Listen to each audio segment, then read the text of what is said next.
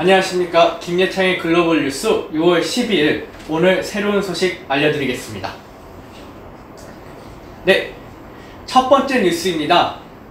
중국의 식량 위기가 오는가인데요. 저는 먼저 이 주제를 시작하기 전에 요해서를 하나 읽고 시작하고 싶습니다. 요해서 1장 4절인데요. 팥중이가 남긴 것을 메뚜기가 먹고 메뚜기가 남긴 것을 느치가 먹고 느치가 남긴 것을 황충이 먹었도다. 네, 요해서에서 바로 벌레들의 공습으로 인해서 이스라엘 전 국토에 식량이 다 바닥나는 사태를 요해서가 지금 기록하고 있는 건데요. 지금 중국이 그런 것 같습니다.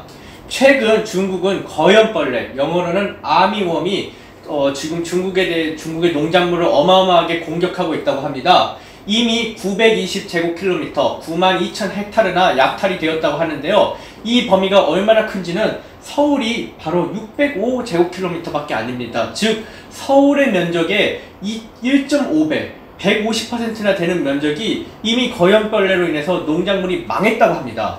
중국 정부는 지금 제충제, 구충제, 이런 살충제들을 25개나 섞어서 이런 칵테일 요법으로 거연벌레 쫓아내기 운동을 하고 있다고 합니다. 그런데 거연벌레가 지금 줄어들지 않고 있다는 게 문제입니다.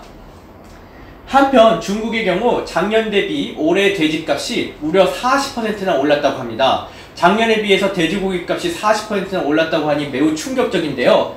홍콩 농업협회에 따르면은 돼지고기 중국 본토에서 최소한 30%가 죽었을 것이다. 그리고 일부 증언으로는 50%까지 죽었을 수도 있다고 합니다. 즉 가축도 살아남지 못하고 가축도 열병으로 죽고 있습니다. 곡류, 곡식 이러한 물자들도 벌레들한테 다 뜯기고 있습니다.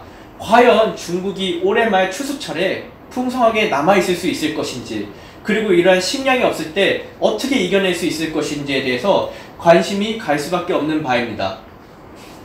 네, 두 번째 뉴스입니다. 파키스탄의 군부의 자발적 감축, 이들의 테러리스트가 될 것이냐. 제가 조금 제목을 자극적으로 달았는데요. 최근 파키스탄 경제가 매우 안 좋아졌습니다. 그래서 파키스탄 같은 경우에는 IMF로부터 60억 달러를 받는 것으로 합의를 했습니다. 그런데 IMF가 60억 달러를 빌려주는 조건이 재정 사용에 50억 달러에 대한 규모를 줄이라고 했습니다. 그런데 이는 현실적으로 파키스탄이 받아들일 수가 없는 조건입니다. 파키스탄에 지금 그러니까 공공 서비스, 즉 우리가 생각하는 버스, 전기, 수도 이런 것들은 지금 다 줄일 수가 없는 수준까지 왔다고 합니다. 그래서 결국 파키스탄은 군부랑 합의를 하여 군부가 자발적으로 50억 불을 감당하고 어느 정도 해체하기로 했습니다. 즉 군인들이 구조조정을 감내하겠다고 한 것인데요. 제가 여기서 의문이 든 것은 그것입니다. 제3세계 국가에서 돈이 없는 군인, 제3세계 국가에서 연금이나 이렇게 안정적으로 보장이 되지도 않은 군인들이 총을 들고 싸울 수 있는 기술을 있으면 과연 무엇을 하게 될까요? 옛날부터 군인들이 함부로 밥이 없어지게 되면은 자신의 기술들을 이용해서 약탈을 많이 했다고 합니다. 네, 근데 파키스탄은 지금 1대1로의 굉장히 중요한 파트너 중 하나입니다. 중국이 유일하게 인도양으로 나갈 수 있는 지역이 바로 파키스탄의 이 1대1로 루트를 통해서 나갈 수가 있는데요. 그리고 또한 파키스탄은 거의 세계에서 몇 안 되는 위안화로 통화결제를 할 수 있는 나라입니다. 달러 말고 위안화로도 거래할 수 있게 만든 나라인데요. 이러한 나라에서, 즉 중국이 1대1로를 성공시키기 위해서는 무조건 같이 동반해야 되는 나라가 지금 경제 위기를 받고 군인들이 일이 없어서 해고가 되고 그리고 나중에 테러 리스크가 될 가능성이 있다니 일단은 중국의 1대1로의 미래가 별로 밝지는 않은 것 같습니다.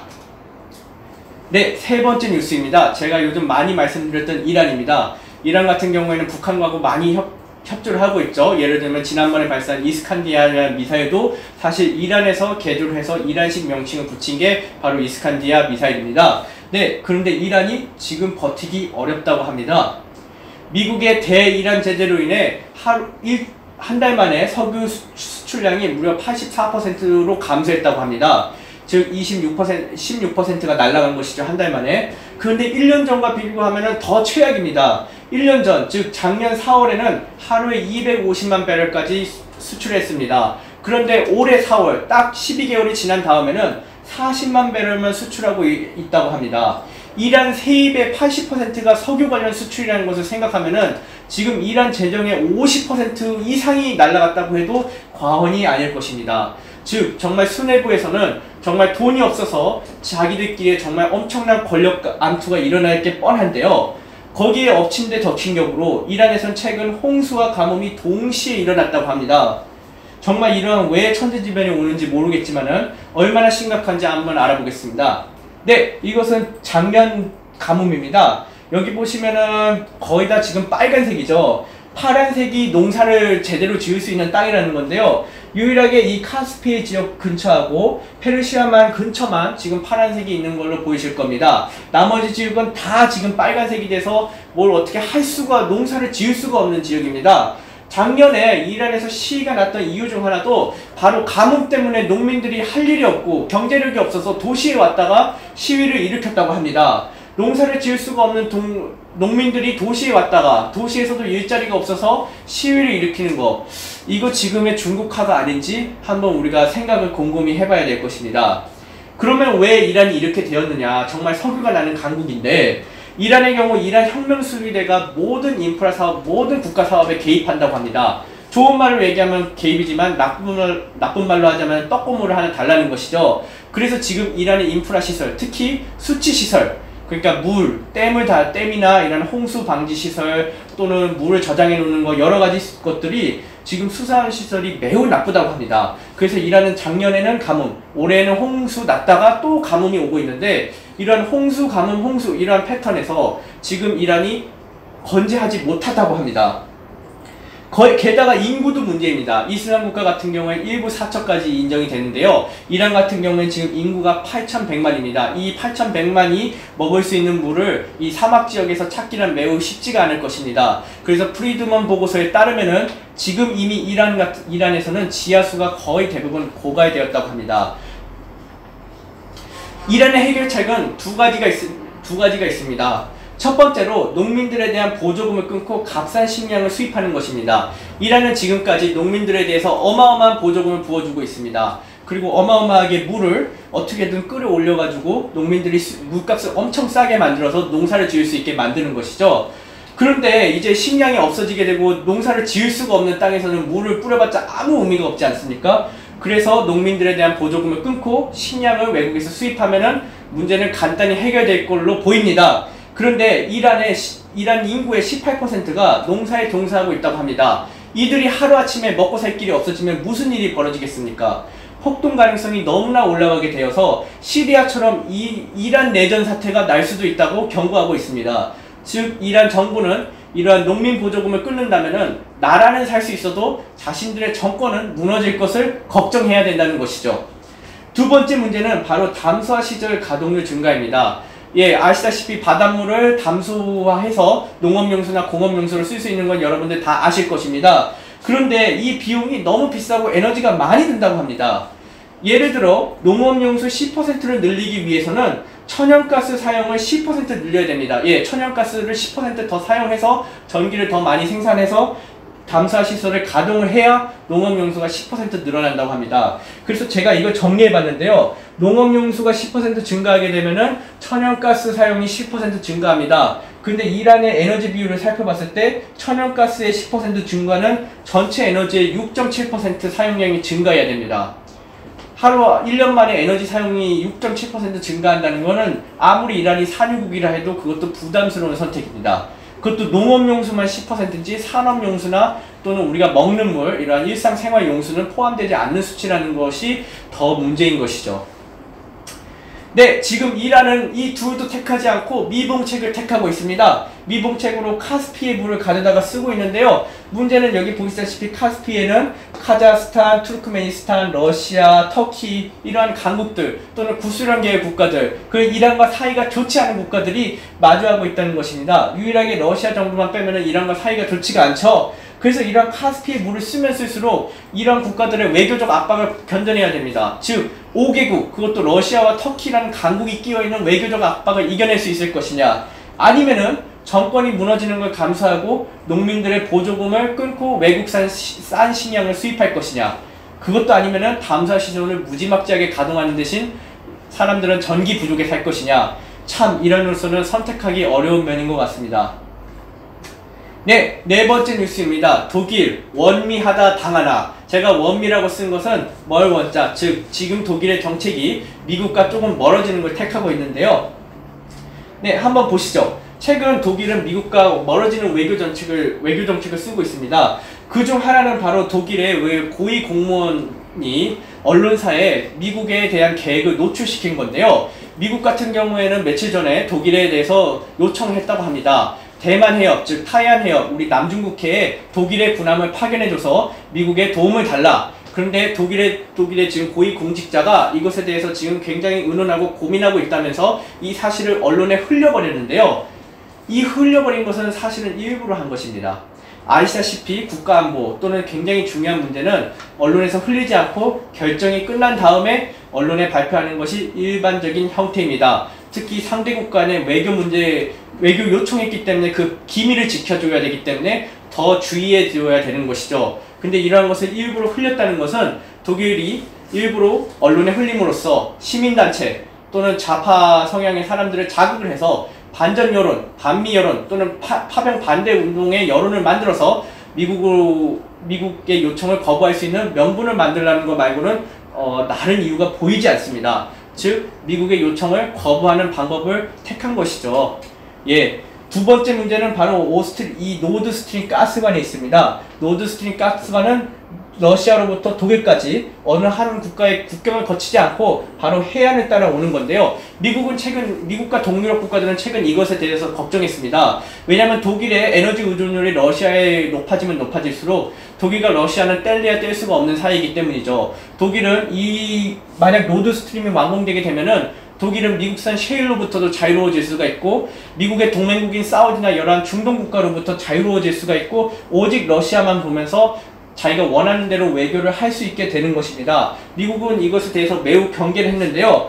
최근 오스트리아 기업인 OMV는 미국 제재가 풀리기 전까지는 자신은 이 가스관 사업에 하지 않겠다, 중간에 탈퇴하겠다라고 발표를 했는데도 불구하고 메르켈은 계속 이 가스관 사업을 밀어붙이고 있다고 합니다.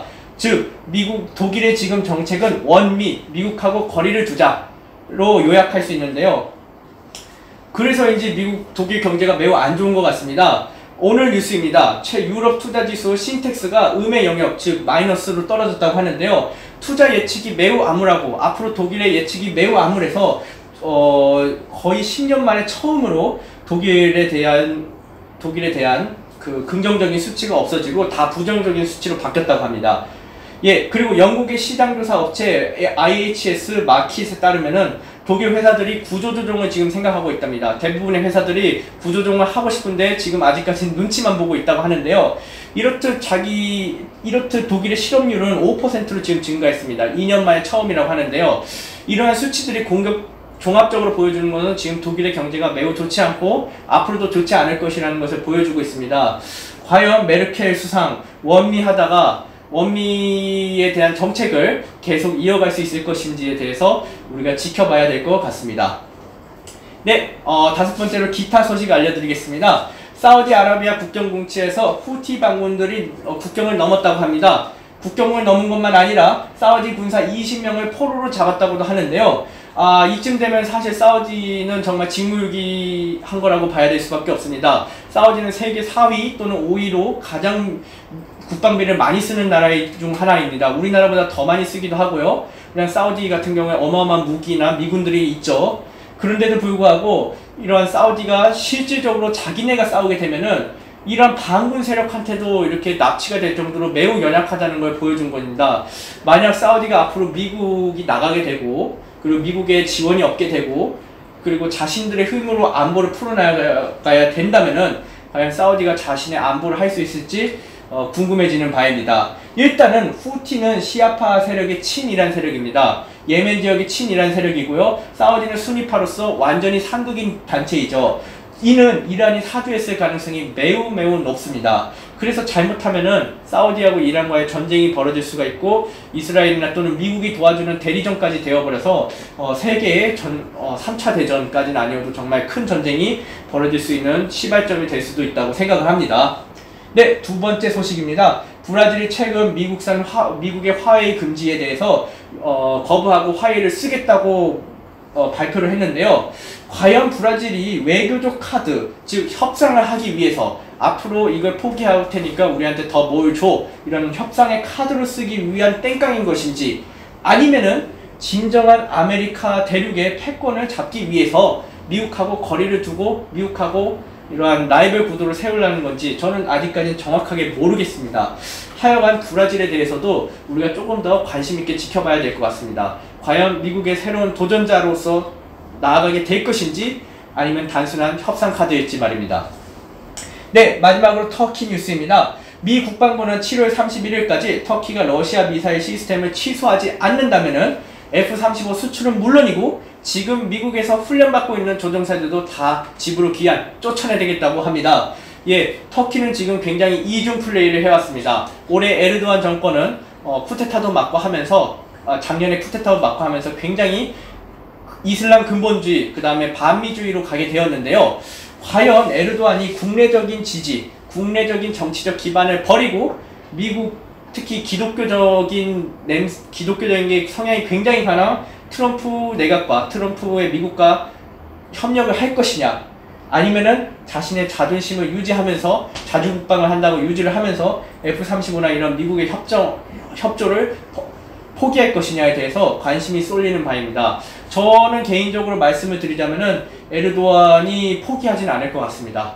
에르도안이 바뀔 수는 있어도 에르도안은 지금 이슬람 근본주의자들의 지지로 된 사람입니다. 그걸 포기하게 된다는 것은 자기 세력, 자기 지지 기반을 완전히 포기하게 된다는 거여서 아마 에르도안이 국내적 문제로 이걸 하지 못하다가 결국 미국한테 한 방 얻어맞지 않을까, 저는 그렇게 생각을 합니다.